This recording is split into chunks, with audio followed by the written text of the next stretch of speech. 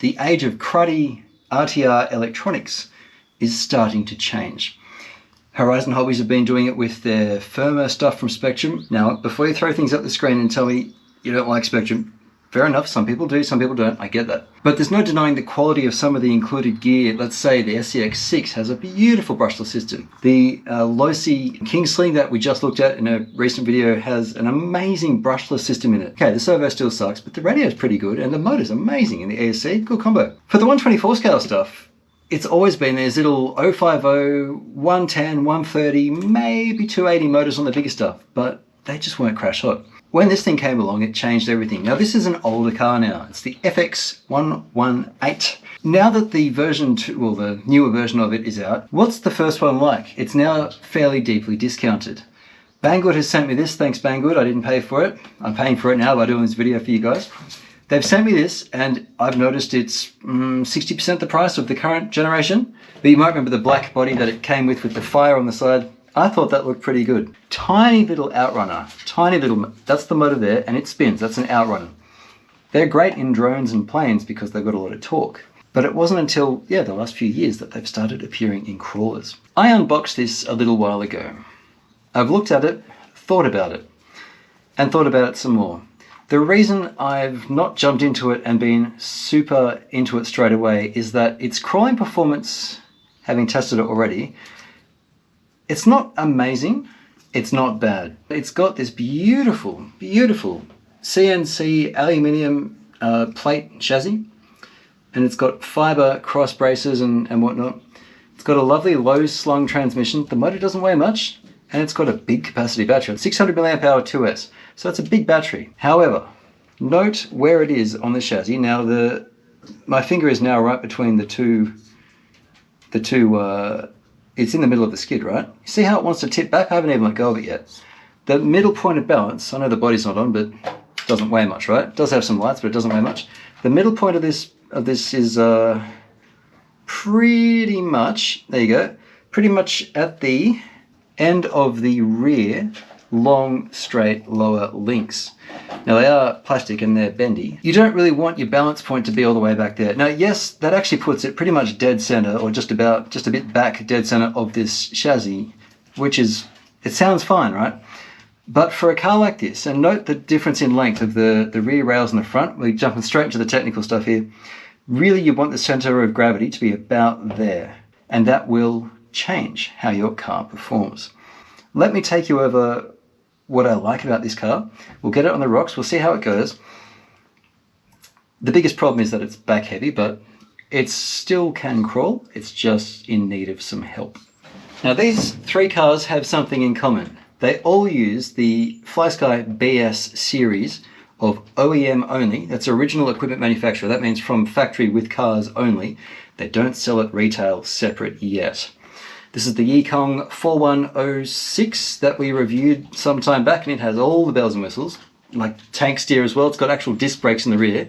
Check this one out if you haven't seen it, but you probably have because it's one of my best performing videos. And this of course is the FMS Blazer. These both use different variants of the BS series of radios. Now I'm interested in this because the little baby radio that comes with this thing, this is an early version of the FlySky BS. It's Furitek branded. It's actually a 4-channel radio. You've got channel 3 is a 3-position switch, and channel 4 is just a button press. It's a fairly full-featured radio for its size, 4 AAAs. That's, I guess, the only downside. I think it was AAAs.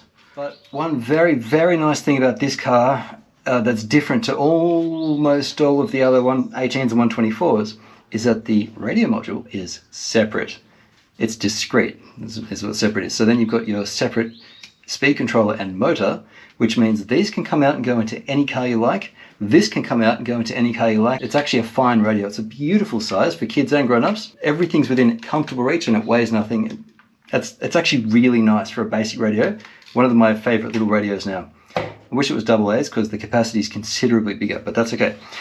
You can fit whatever you like in this, and if the crawling doesn't do a lot for you, you still have a brilliant platform in this chassis to build a beautiful scale model with hard bodies from all sorts of different companies out there, and a big battery capacity. So you can do a lot with this car, with or without the brushless system. I'm getting that out of the way up front because it's an important note to know. You've even got a bull bar if you want it, which does actually go with this body. It's got a little fairlead and everything in it. Things usually crawl better without extra weight on the front, and you're actually making your approach angle a little bit worse, but any weight on the front of this will be helpful. There's a mount on the back for a bumper as well if you want it.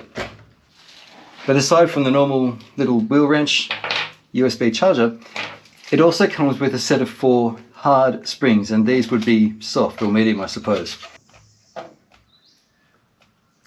They've got O-rings in the bottom. They're not just friction shocks, they're oil fillable. I don't know if they've got oil in them. It doesn't feel like they do, because they move very easily, but I can see O-rings in the bottom, so I dare say you can put oil in them. So this thing has all the ingredients of a great car. It just doesn't have the performance to back it up, in my opinion. We're still going to give it a quick drive. And if you need part numbers, including a brushed motor for it, go nuts. You can really do a lot. B-lock wheels with foams in them too, so they're not bad, honestly. Although this thing has a lot of points, beautiful points for your suspension, and even for your links, you can really play with the geometry. You're still stuck with the skid location, unfortunately. It isn't moving anytime soon. It comes with a few other little strange things. On the box it says something like reverse rotation gearbox. Yeah, it does have that. Where you have the drive shaft spinning in opposite directions, in that it's got an outdrive next to this as well that does that, but they haven't done it on this car. If this thing didn't have portals, that would result in torque twist. When you accelerate to do this, the drive shaft will be spinning that way, which would make the car go like that when it accelerated. Like it'd squat down in the back and tilt to the left. Because you have portals, that actually gets rid of most torque twist. It's called torque twist.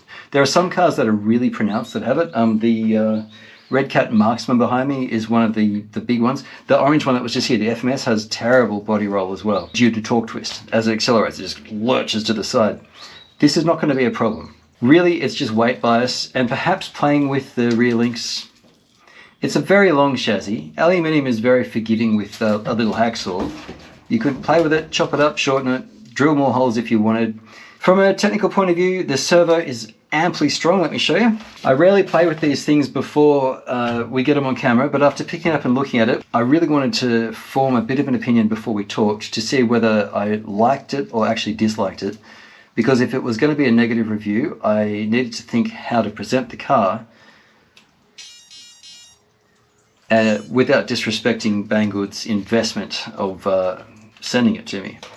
I'll still tell you that I don't like it, and I don't like its crawling, but I like everything else about it. But I didn't actually have to go that far. I actually really like this car. Now watch this. I'm going to press the car down on the servo, and we're going to steer. There's plenty of strength, and it doesn't fade quickly. Everything will fade eventually, but I've got pressure on my thumb to get those back wheels in the air. Bad leverage point. It's just doing it. The back wheels aren't touching the ground, and it's just steering without complaint. Now that's even with fiber drag link and steering link. They're bendable if you really try. That's also not necessarily a bad thing. Some flexibility isn't a terrible thing when you're out and stuff gets jammed, particularly when you're dealing with brushless power that has plenty of go.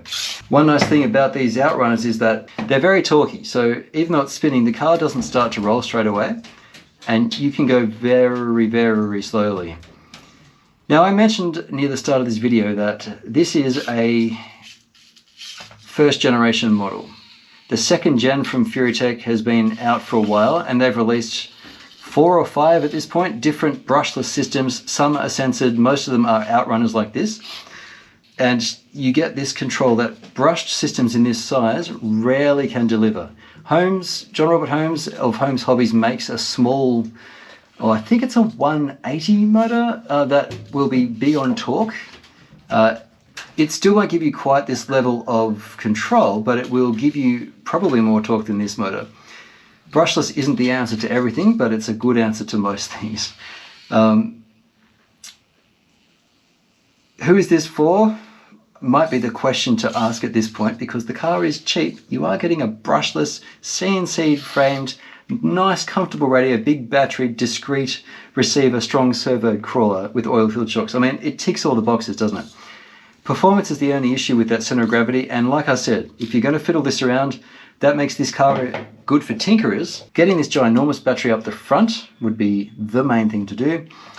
If there's interest, I can 3D print, I can design for you guys a battery mount. How about I do that? I'll include that in this video. I'll give you a battery mount that bolts onto the front screw that this front bull bar thing uses.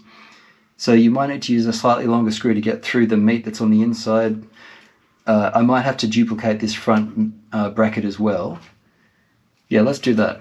I'll make it so you can put it and it'll just sit over there. And we might even make it so the battery can go long ways. I'll experiment. I'll see what works better. I'm also going to make a tray for you that replaces this battery tray here that will fit at least the ESC. And we might leave the radio in the back, probably. And I think that will largely solve our weight problem. The lights on this thing plug into the receiver, and the black goes to the back. You just copy the other ports if you don't know where to plug it in. There we go. I'm not going to make another video. I'm just going to include it as a download in this, which means we're going to get a quick benchmark now, and then we're going to cut to the printed design. We'll drive the same rocks again, see how much better it is. How about that? Let's hit the rocks. Leave it, dog. Leave it, dog. Come on, dog. Okay, what we're going to do is just drive the same little set of rocks. It's got a bit of noise to it. We're going to start back there and come along here basically, and we're going to see the difference between now. Look out, dog. Hey, out of the way. Oh, no. We're going to come along here and do the same with the battery change after this, and we can compare. We'll still use the same tyres. So grip there, I reckon many tyres would actually grab there. I haven't driven this little section. Lana, come on, out the way. Come on, dog.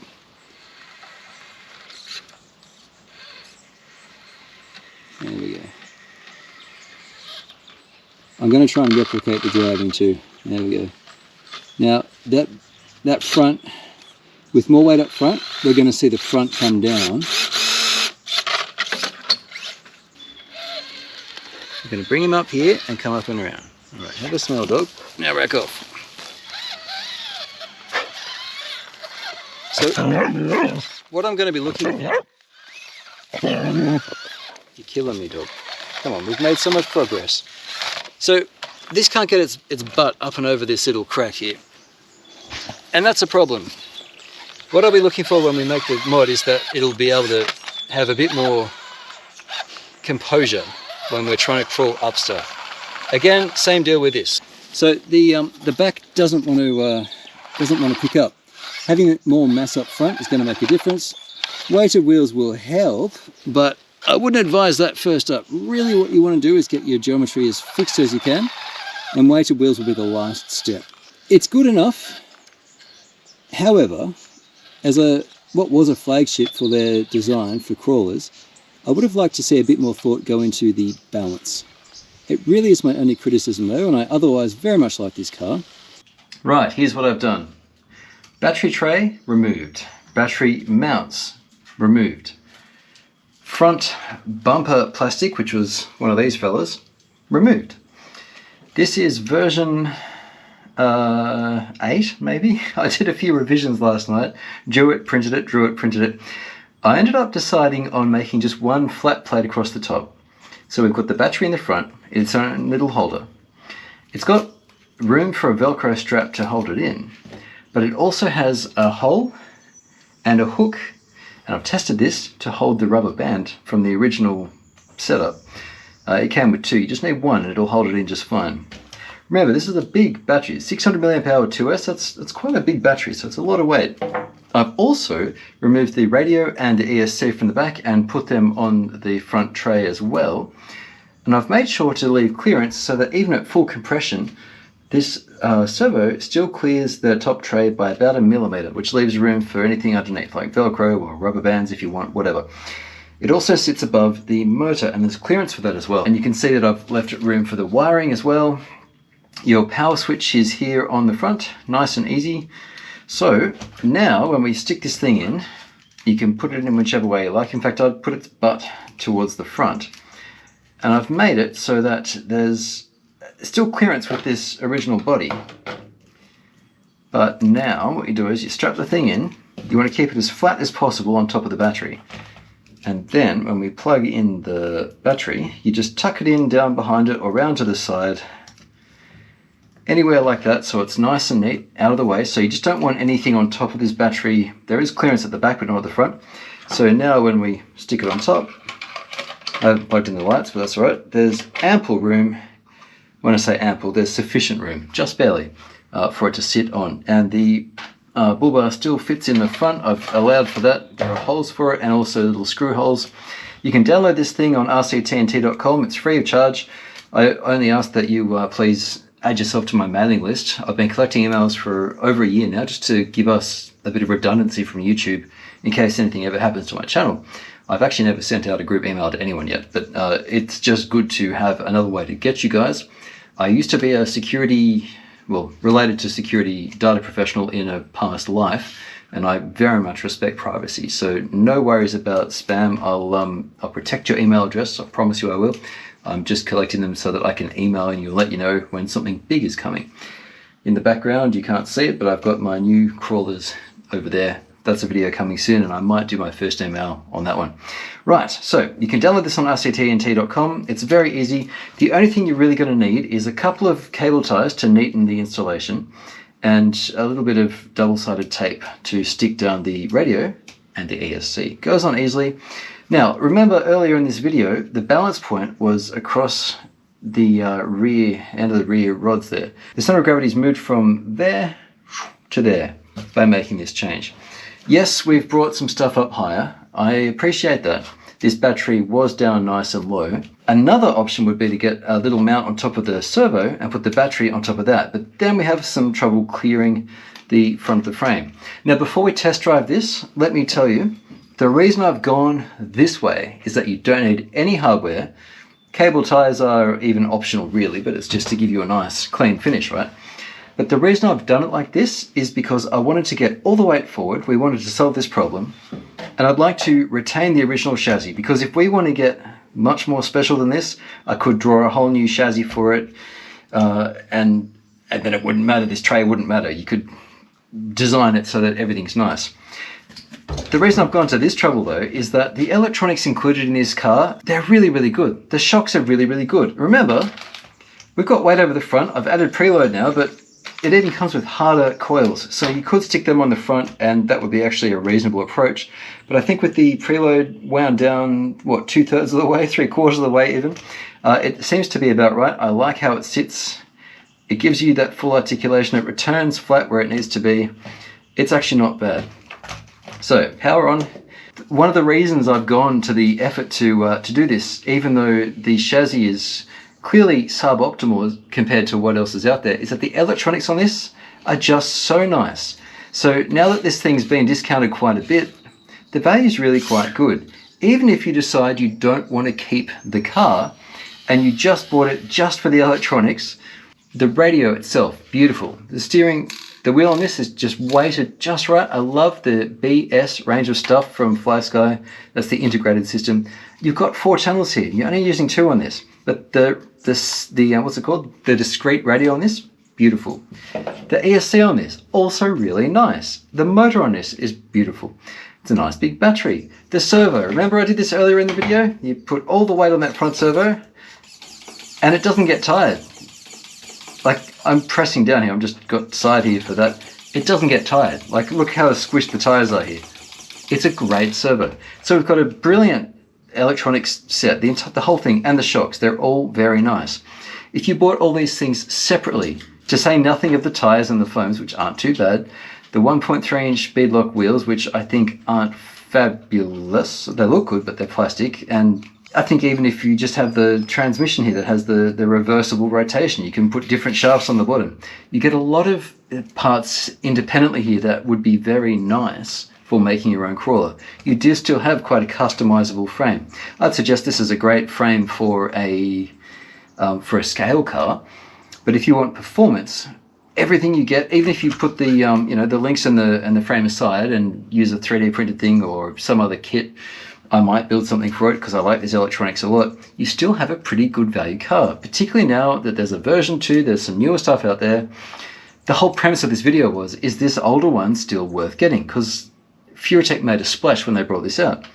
And I'm really tending towards yes. It's a few hundred Aussie dollars. I don't know what that is in US dollars, but the link for it is on Banggood down below. No doubt you can find it elsewhere as well, but this was a Banggood supplied car, so that's the link I'm going to give you. And they have discounts. They told me to stick a discount link as well. There's a code or something. It's in the description. Have a look down there. Let's go and see what difference these mods made, because I've got to tell you, it was a satisfying evening last night just building this up, and I really think we're going to be able to get over some of those obstacles now that we couldn't before. Well, let's do that. Now, while I put this back together, I'll give a shout out to my RC-TNT channel supporters. Thank you so much, guys. I've got 3 tiers of support. And the top tier, that's the scratch build, gets their name next to me right here, which is why you're seeing their names. The second tier gets to see this video before it's published to everybody else. And the third tier gets access to the emojis, and all 3 tiers get a badge on those emojis. And when I get back to doing lives, you'll have your own special things to use as well in live chat. But really, I've just got to thank all of you guys who are supporting me. Thank you so much. I've just been humbled by the support. Thank you. But for all of you watching, really, that's why I'm here. I like to help. I like to make stuff. And I hope you're enjoying this. Let's hit the rocks, see what we think. Okay, now the downside of putting all that weight on the tray is that the center of gravity is higher. But it's tempered by the fact that we have more weight up front. So it's not just a question of up and down weight, but it's also forward and rear. And previously it was rear biased, which makes crawling quite difficult. Now, even though it is higher, if you can keep the vehicle from going too sideways on a side hill, all that weight up front will still be advantageous. You might remember in some videos in the past, I've stuck a rock between the front grille and the bumper, and the car will go over a problem that it wasn't getting over previously. Again, that's arguably ruining the center of gravity, but it gets the weight where you want it, and up she goes. Now, this wasn't even worth attempting previously. We're still struggling, but we're getting further. Oh, there we go.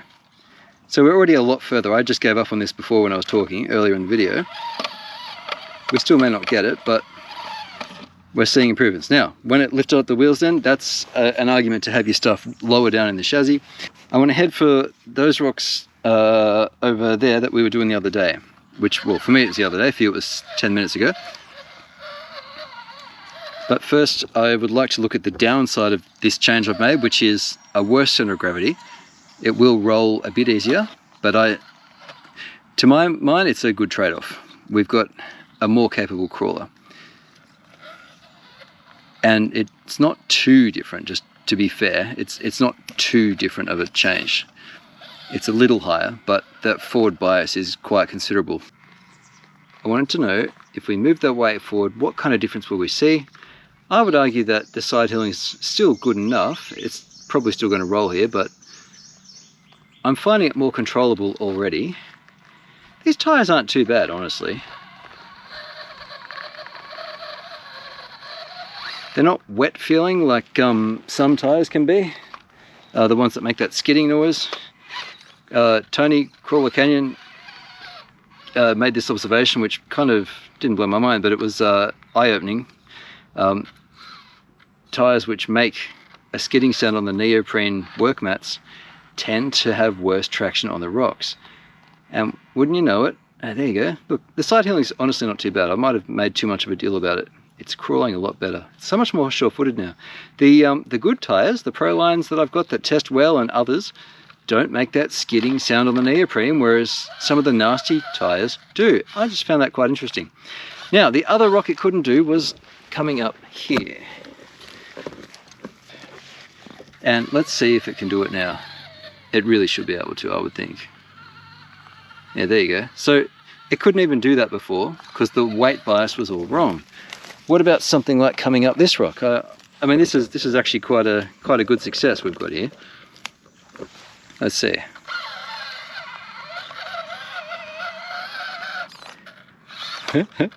This is very satisfying. This is probably asking too much of it, honestly, but even if it doesn't do it, I'm very happy with this now. I think it might do it though. Oh, it's so close, it'll do it. There you go, look at that. That's a winner. That is a winner. So there you go, Furitek FX-118 with some basic mods. I'm pretty happy with this. Find the truck on Banggood. Find the tray on RC-TNT.com for $0. And if you enjoyed this video, please throw me a like. I very much appreciate it. Thanks for watching to the end, guys. I'll catch you next time on RC-TNT. Quick sneak peek while I pack up here, I'll let you know. Excavator, excavator, excavator, excavator, excavator, excavator, excavator, excavator, excavator, excavator, excavator. I've got a Capero coming soon, and another quick sneak peek. My 3 new chassis coming soon. There's the shortest wheelbase and has the leaf springs. We've got coils all around on the longer wheelbase one, and we've got rear leaves and front coils, portals, no portals, and look, HPI axles, different.